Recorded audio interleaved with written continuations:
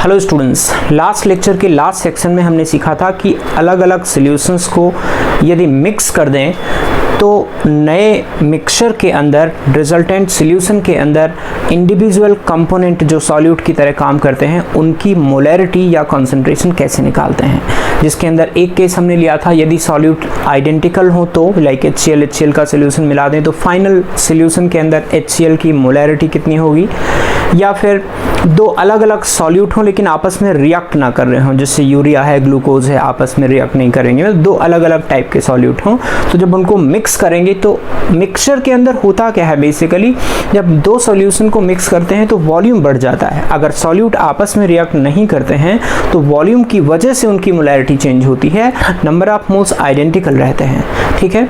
और एक और केस वहाँ पे मैंने सिखाया था कि अगर दो ऐसे कंपाउंड हों जो पानी में डालने पर आयंस में स्प्लिट हो जा रहे हों और उनको आपस में मिक्स कर दें तो इंडिविजुअल आयन की कॉन्सेंट्रेशन कैसे निकालेंगे, ठीक है। तो उस पर एक क्वेश्चन करते हैं। क्वेश्चन है कि in what ratio of volume 0.2 molar NaNO3 and 0.1 molar calcium nitrate solutions to be mixed such that in the resulting solution concentration of negative ion is 50% greater than concentration of positive ion। यानी इन दोनों solution को किस volume में mix करें ताकि final solution के अंदर negative ion की यानी N आयन की कॉन्सेंट्रेशन बोले तो मोलैरिटी, कैटायन की मोलैरिटी का 50% ज़्यादा हो। यानी अगर एक का 100 है तो दूसरे का 150 हो, 1.5 गुना हो जाए एक तरह से। तो चलिए आप लोग ट्राई करिए, इसको ट्राई करने के बाद सॉल्यूशंस वेरीफाई करिए। तो मैं सॉल्व करता हूँ। यहाँ मैं क्या करूँगा, दोनों सॉल्यूशंस का वॉल्यूम मान लेता हूँ। Let volume of NaNO3 taken is equal to V1 and volume of calcium nitrate taken is equal to V2, ठीक है। अब मैं क्या करूँगा, सभी कैटायन और एनायन के मिलीमोल निकाल लूँगा और फाइनल वॉल्यूम से डिवाइड करके टोटल कैटायन की कॉन्सेंट्रेशन और एनायन की कॉन्सेंट्रेशन निकाल लूँगा। रेशियो यहाँ पे दिया हुआ है और रेशियो लगाकर मेरा आंसर आ जाएगा, इजी। तो सबसे पहले निकालते हैं सभी कैटायन की कॉन्सेंट्रेशन। तो पहले लिख रहा हूँ मैं millimole of sodium ion is equal to millimole of sodium nitrate NaNO3, this is going to be 0.2 V1। ऐसे मैं लिख सकता हूँ millimole of calcium ion is equal to millimole of calcium nitrate which is equal to 0.1 into V2, right. तो calcium ion का आ गया and sodium ion का मिलीमोल आ गया एंड मिलीमोल ऑफ एनायन, क्योंकि एनायन दोनों में कॉमन है, रादर नेगेटिव आयन लिख लेता हूँ, नाइट्रेट आयन लिख लेता हूँ। एनायन दोनों में नाइट्रेट है और आप देख सकते हो फार्मूला के हिसाब से जितना मिलीमोल सोडियम नाइट्रेट होगा उतना millimole nitrate ion sodium nitrate से आएगा और जितना मिलीमोल कैल्शियम नाइट्रेट होगा उसका ट्वाइस मिलीमोल कैल्शियम नाइट्रेट से आएगा। तो लिख सकता हूँ मैं इसे millimole of sodium nitrate plus twice millimole of calcium nitrate. तो ये हो गया आपका millimole of sodium nitrate molarity into volume, जैसा यहाँ पे मैंने किया है मोलैरिटी इनटू वॉल्यूम। तो 0.2 V1 plus 2 into 0.1 V2, this is going to be 0.2 V1 plus V2, ठीक है। तो एनायन की यानी नाइट्रेट आयन की कॉन्सेंट्रेशन आ गई और कैटायन की यानी सोडियम और कैल्शियम की कॉन्सेंट्रेशन आ गई। तो सबसे पहले मैं निकाल लेता हूँ कॉन्सेंट्रेशन ऑफ कैटायन यानी positive ion must be equal to what? Millimole of sodium ion plus millimole of calcium ion divided by total volume। तो ये आपका हो जाएगा, मिलीमोल ऑफ सोडियम आयन निकाल चुका हूँ, कैल्शियम आयन निकाल चुका हूँ, तो ये हो गया आपका 0.2 V1 plus 0.1 V2 divided by V1 plus V2 final volume, ठीक है। इसी तरह से मैं एनायन की कॉन्सेंट्रेशन निकाल लूँगा।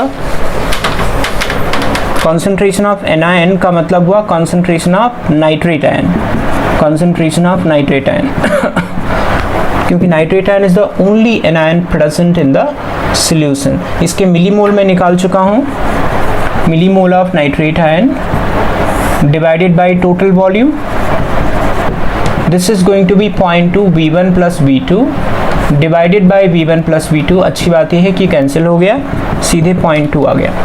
क्वेश्चन में गिवन है कि कॉन्सेंट्रेशन ऑफ नेगेटिव आयन यानी एनायन इज 50% ग्रेटर। इसका मतलब anion concentration upon cation concentration is equal to, anion 0.2 है, कैटायन है 0.2 V1 plus 0.1 V2 divided by V1 plus V2 and this is given as 150 upon 100 is equal to 0.2 V1 plus 0.2 V2 divided by 0.2 V1 plus 0.1 V2। इसको solve कर लीजिए आप। Solve करने पे V1 upon V2 will comes out to be 1:2। ठीक है, this is going to be your final answer. Easy question है, concept को सही तरीके से पकड़ना है, अप्लाई करना है, आपको आंसर मिलेगा ज़रूर। ठीक है बच्चों, ओके। तो पार्ट 1 के बाद पार्ट 2 में अब हम ऐसे क्वेश्चंस करेंगे या ऐसे कंसेप्ट सीखेंगे जहाँ पे दो सॉल्यूट को मिलाने पर आपस में रिएक्शन हो जाती है। ठीक है, तो पार्ट 2 की बात करें, when solute of two solutes of two solution react together। अगर दोनों सॉल्यूशन के सॉल्यूट आपस में रिएक्ट कर जाए, इसमें भी पार्ट ए ले रहा हूँ। पहले acid based reaction and then precipitation reaction, दो टाइप के रिएक्शन का डिस्कशन मैं यहाँ पे करूँगा। तो एसिड बेस्ड रिएक्शन पहले, मान लीजिए कि मेरे पास HCl और NaOH का मिक्सचर है। आप HCl प्लस NaOH ले सकते हो, आप H2SO4 प्लस NaOH ले सकते हो, जहाँ पे स्टोइशियोमेट्री आइडेंटिकल हो, स्टोइशियोमेट्री डिफरेंट हो अलग अलग सॉल्ट की। तो लाइक HCl प्लस NaOH ले लिया मान लीजिए, इसकी मोलैरिटी M1 है, वॉल्यूम V1 है, इसकी मोलैरिटी M2 है, वॉल्यूम V2 है। ज़रूरी नहीं है कि हम एक एसिड और एक बेस लें, हम एक से ज़्यादा एसिड एक से ज़्यादा बेस भी ले सकते हैं और इनको आपस में रिएक्ट करवा देंगे। रिएक्शन क्या होगी, पहले हम लोग ऐसा करते हैं, मिलीमोल दोनों के निकाल लेते हैं सभी, क्योंकि ये स्ट्रॉन्ग एसिड है, स्ट्रॉन्ग बेस है। स्ट्रॉन्ग एसिड स्ट्रॉन्ग बेस वो होते हैं जो 100% आयंस में स्प्लिट हो जाते हैं, आयनाइज हो जाते हैं। तो ये मानता हूँ कि HCl पूरा आयन में चला गया, NaOH पूरा आयन में चला गया, तो क्या मैं लिख सकता हूँ मिलीमोल ऑफ। अब इस क्वेश्चन को करने का इनफैक्ट दो अप्रोच हो सकता है। अगर आपको केवल NaOH के रिस्पेक्ट में या HCl के रिस्पेक्ट में मोलैरिटी निकालनी है तो सिंपली NaOH प्लस HCl का रिएक्शन करवा दो, तो जो लिमिटिंग रिएजेंट होगा वो खत्म हो जाएगा और जो बचेगा उसके मिलीमोल निकाल लो, फाइनल वॉल्यूम से डिवाइड कर दो, उसके रिस्पेक्ट में मोलैरिटी आ जाएगी। ठीक है, ऐसे ही अगर आपको हर एक इंडिविजुअल आयन की कॉन्सेंट्रेशन निकालनी है तो आप हर एक इंडिविजुअल आयन के मिलीमोल निकाल लो और उसके बाद H प्लस और OH माइनस की रिएक्शन करवा दो, जो बचेगा उसकी कॉन्सेंट्रेशन निकाल सकते हैं। और बाकी जो इंडिविजुअल आयन बचेंगे जैसे Na प्लस NCl माइनस है, they are not going to react. ठीक है, तो यहाँ मैं दोनों बातें बताता हूँ आपको। लीजिए, मिलीमोल ऑफ HCl कितना हो गया, M1V1, मिलीमोल ऑफ NaOH क्या हो गया, M2V2। इसको मैं A मान लेता हूँ, इसको B मान लेता हूँ। जब यहाँ पे रिएक्शन होगी NaOH प्लस HCl की तो NaCl प्लस H2O बनेगा। ठीक है, अब क्योंकि यहाँ आपस में रिएक्शन हो रही है, अब ये बात ज़रूरी है जानना कि HCl और NaOH में कौन बचेगा। अच्छा, यहाँ पे इत्तेफाक की बात है कि जो HCl और NaOH की स्टोइशियोमेट्री रिएक्शन में 1:1 है। अगर H2SO4 लेते हैं यहाँ पे तो यहाँ 2 आ जाता, तो 2 NaOH 1 मोल H2SO4 से रिएक्ट करता। तो अकॉर्डिंगली क्वेश्चन में जब हम बचे हुए मोल या रिएक्टेड मोल निकालते तो उस स्टोइशियोमेट्री को यूज़ करके निकालते हैं। तो HCl A है, ये B है। अब अगर मैं यहाँ में मान लूँ लेट HCl इज लिमिटिंग, इसका मतलब फाइनली आपके पास NaOH बचेगा, लिमिटिंग रिएजेंट है, तो ये खत्म हो गया HCl और ये बचेगा B माइनस A। जितना मोल HCl रिएक्ट करेगा उतना ही मोल NaOH रिएक्ट करेगा, B माइनस A। अगर यहीं पे H2SO4 होता तो रिएक्शन क्या आती, 2 NaOH plus H2SO4 giving Na2SO4 plus H2O। तो मैं लिखता कि NaOH के बचे हुए मोल B माइनस 2A हो जाते हैं। जितना H2SO4 रिएक्ट करता उसका ट्वाइस NaOH रिएक्ट करता, स्टोइशियोमेट्री अगर 2:1 होती तो। फिलहाल B माइनस A हो गया। तो फाइनली सोल्यूशन में मेरे पास क्या रहेगा, ये रहेगा और ये रहेगा। अगर मुझे NaOH के रिस्पेक्ट में मोलैरिटी निकालनी है, तो मैं अगर NaOH के रिस्पेक्ट में मोलैरिटी निकालनी है तो final millimole of NaOH left is equal to what, B minus A। तो मोलैरिटी ऑफ NaOH कितना हो गया, millimole divided by final volume V1 plus V2, ठीक है। इसी क्वेश्चन में यदि मुझे ऐसा पूछा होता कि NaCl के रिस्पेक्ट में मोलैरिटी क्या होती, तो मैं सिंपली लिख देता molarity with respect to NaOH या NaCl, आई एम सॉरी, या फिर NaCl की concentration is equal to millimole of NaCl divided by final volume V1 plus V2। और मिलीमोल ऑफ NaCl कितना होगा, जितने मिलीमोल HCl रिएक्ट करेगा इतने मिलीमोल NaCl बनेगा, यानी NaCl के जो मिलीमोल होंगे वो A हो जाएंगे।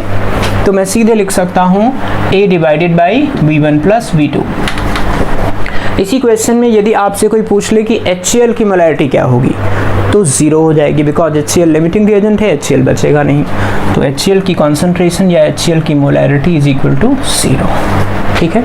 तो एक तो ये कंसेप्ट है कि अगर मुझे बचे हुए स्पेसी का, बचे हुए कंपोनेंट का कॉन्सेंट्रेशन निकालना हो तो रिएक्शन करा के लिमिटिंग रिएजेंट की कंसेप्ट लगा के बचे हुए एसिड या बेस में से जो भी कंपोनेंट बचेगा उसके मिलीमोल या मोल निकाल लेंगे, फाइनल वॉल्यूम से डिवाइड कर देंगे, मोलैरिटी आ जाएगी उस कंपाउंड के रिस्पेक्ट में, ठीक है। इसी केस में HCl और NaOH के मिक्सचर में यदि मुझे हर एक इंडिविजुअल आयन की कॉन्सेंट्रेशन निकालनी हो इवन आफ्टर द रिएक्शन, तो उस केस में कैसे निकालेंगे जरा समझते हैं। HCl है, NaOH है, अब बेसिकली इसमें होगा रिएक्शन ये मुझे पता है, लेकिन प्राइमरीली रिएक्शन किन के बीच में होती है, H प्लस और OH माइनस के बीच में। Na प्लस और Cl minus will remain unchanged even after the reaction. तो जैसा कि अप्रोच है कि जो आयन आपस में रिएक्ट कर रहे हैं उनका रिएक्शन करवाएंगे, बाकी आयन को ऐसे ही लिख लेंगे, उनके मिलीमोल और फाइनल वॉल्यूम से डिवाइड करके उनकी कॉन्सेंट्रेशन निकालेंगे। तो लेट्स चेक कि हम लिख सकते हैं मिलीमोल ऑफ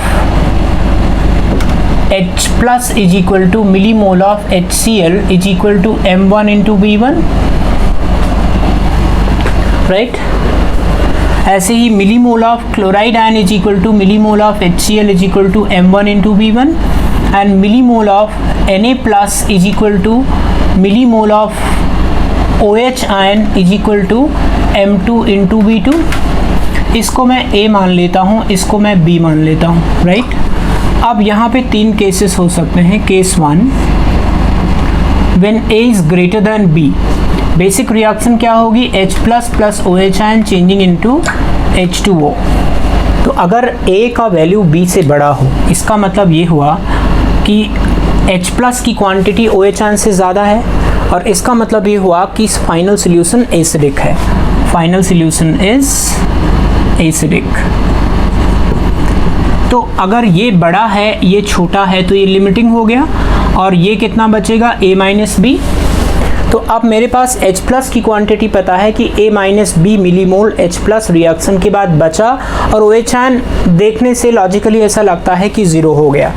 तो क्या मैं लिख सकता हूँ, concentration of H plus in the final solution is equal to millimole of H plus divided by final volume V1 plus V2 and that is equal to A minus B divided by V1 plus V2।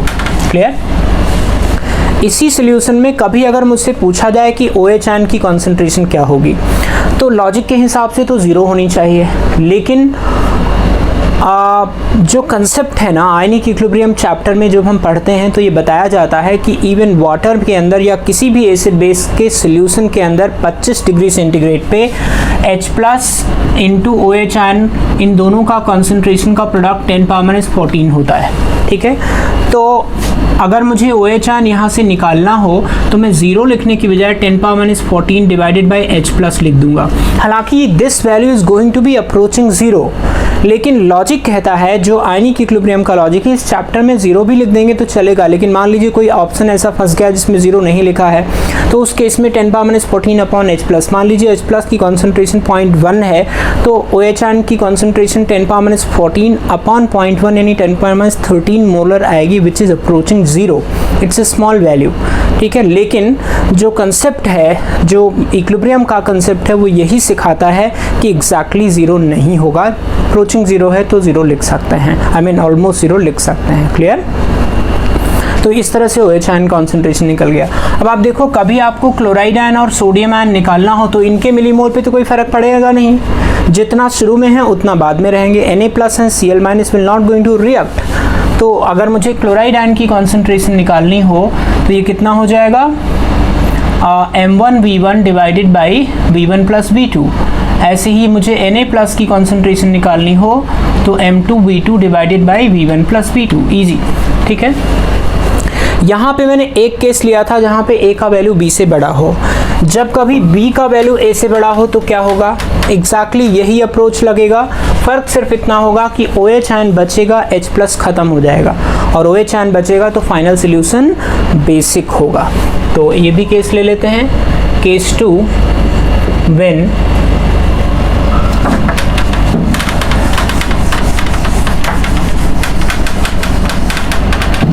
when B is greater than A, that means final solution is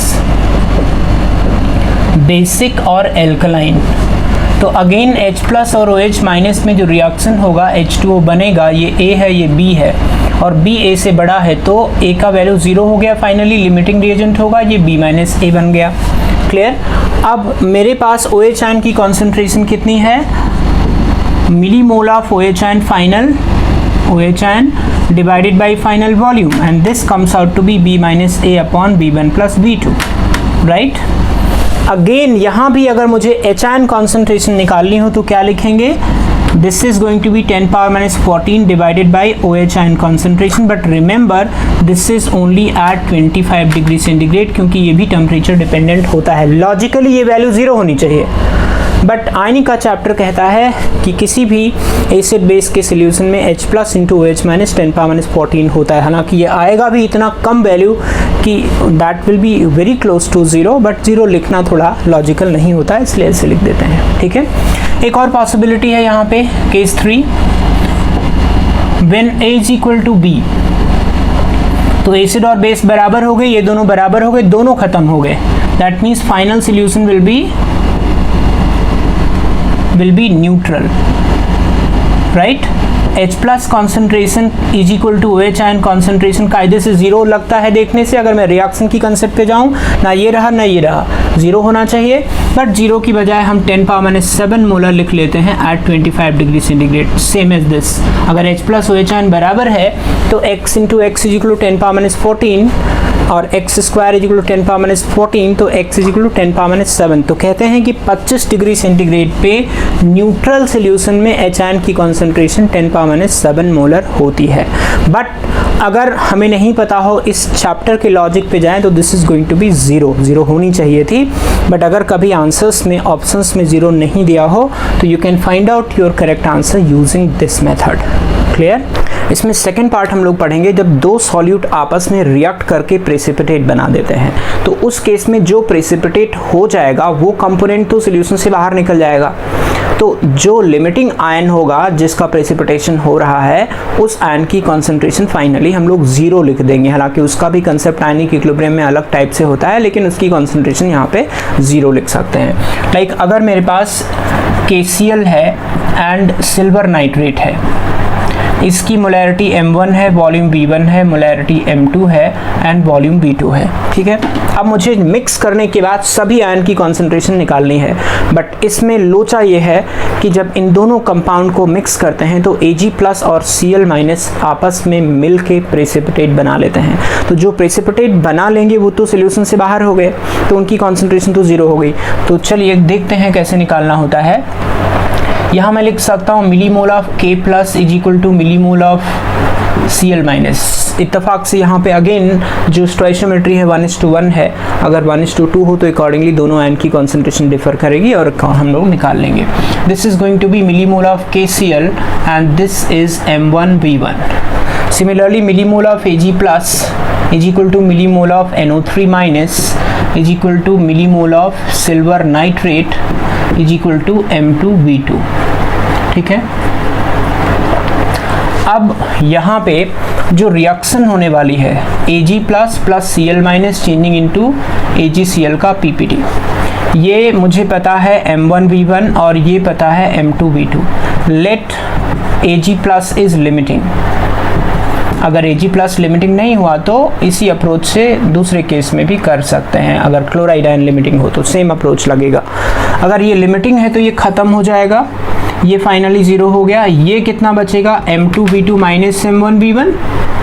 जितना ये react करेगा उतना ही chloride ion react करेगा। ये था कितना, M2V2 react कर गया M1V1, बचा कितना, M2V2 minus M1V1। Easy.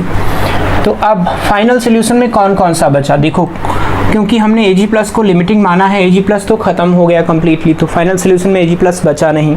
Final solution में आपका क्लोराइड आयन है, फाइनल सोल्यूशन में आपका नाइट्रेट आयन है, फाइनल सोल्यूशन में आपका पोटेशियम आयन है।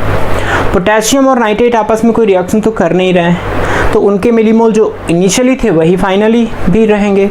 तो अब मैं लिख सकता हूँ कि कॉन्सेंट्रेशन ऑफ, पहले क्लोराइड आयन की निकाल देता हूँ, millimole of chloride ion divided by final volume V1 plus V2.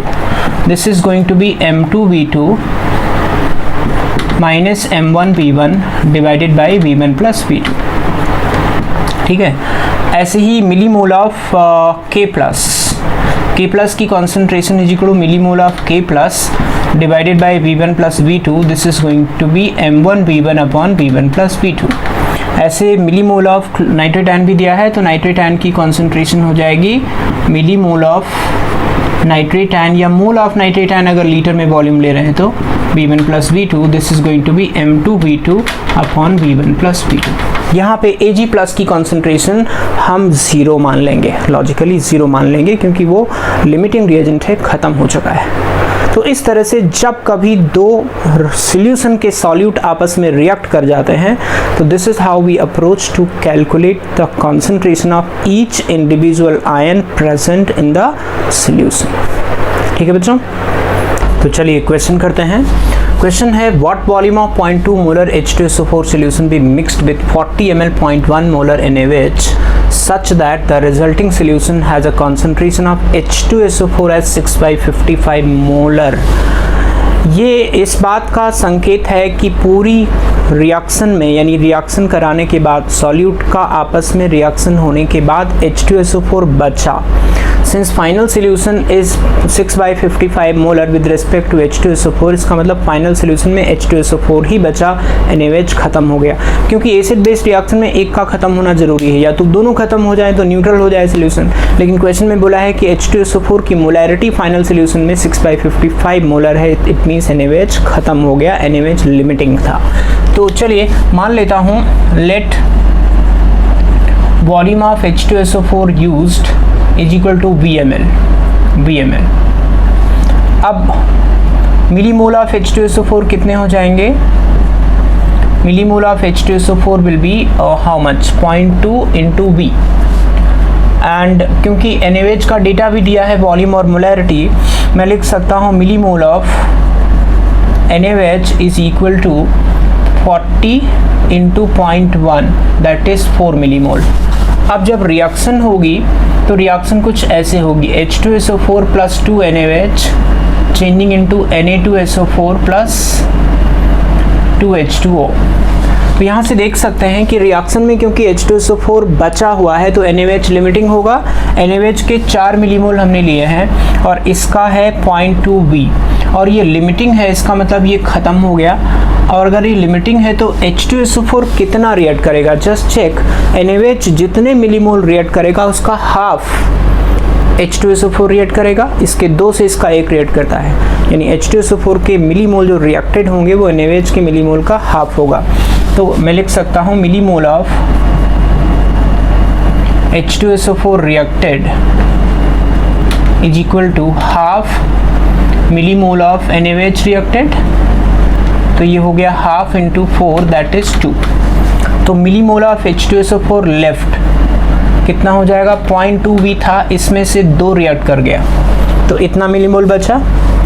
अब मिलीमोल जो बचा है वो दिया हुआ है और फाइनल वॉल्यूम हमें V के टर्म्स में मिल जाएगा। फाइनल वॉल्यूम कितना हो जाएगा, final volume of solution is V, H2SO4 का V माना है और उसका 40 ml है। तो कॉन्सेंट्रेशन ऑफ या मोलैरिटी ऑफ H2SO4 फाइनल